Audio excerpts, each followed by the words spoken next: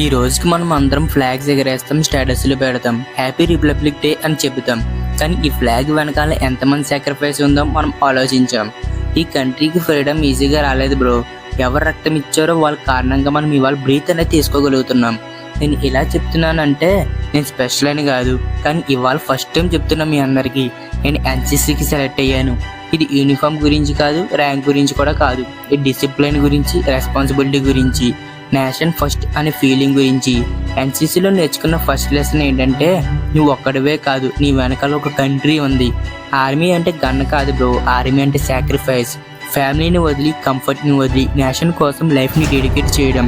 మనం చిన్న ప్రాబ్లమ్స్కి give up అయిపోతాం, కానీ బార్డర్లో నించున్న సోల్జర్స్కి మాత్రం గివ్ అప్ అనే వర్డ్ కూడా ఉండదు.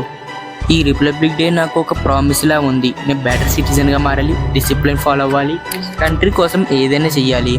నువ్వు ఆర్మీలో జాయిన్ అవ్వకపోయినా పర్లేదు బ్రో, కానీ ఆర్మీలో ఆలోచించు.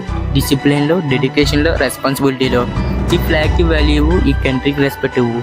ఎందుకంటే ఈ దేశం మనది కాబట్టి, మనం ఈ దేశం వల్ల ఇవాళ ఇక్కడ ఉన్నాం కాబట్టి. జై బోలో భారత్ మాతా కీ జై. జై హింద్.